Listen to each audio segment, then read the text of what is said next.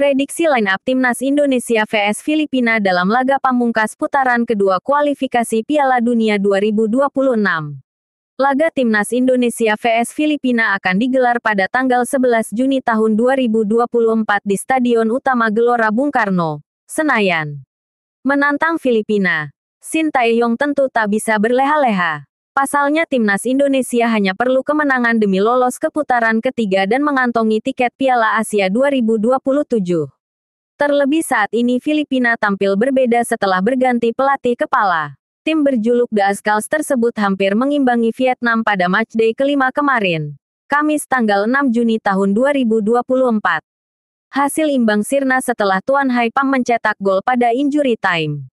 Hasil pun berubah untuk kemenangan Golden Star Warriors. Timnas Indonesia yang ditahan imbang pada pertempuran tandang ke markas Filipina juga menunjukkan anak asuh Tom Saintfiet tak bisa diremehkan. Namun Timnas Indonesia memiliki catatan apik melawan Filipina sejak 2010 silam. Dalam 9 pertemuan, Garuda hanya kalah sekali dari The Ascals. 4 laga imbang, dan 4 lainnya berakhir dengan kemenangan. Jika ingin lolos ke round 3, Timnas Indonesia jelas harus memenangkan pertandingan, terlepas dari apapun hasil yang diraih Vietnam. Namun jika imbang dan kalah, penentuan akan diketahui setelah laga Irak vs Vietnam. Dengan kondisi demikian, Sintayong harus langsung menurunkan skuad terbaik demi mencuri kemenangan terakhir.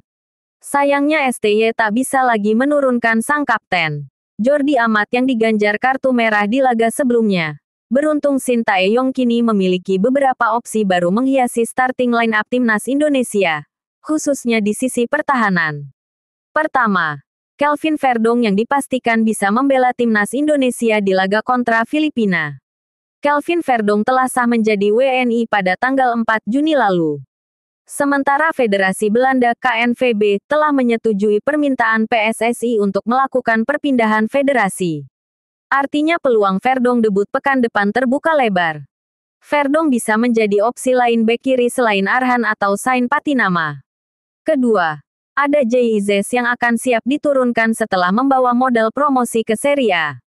JIZ hanya menghangatkan bangku cadangan saat kontra Irak karena baru mendarat di Indonesia H1 pertandingan.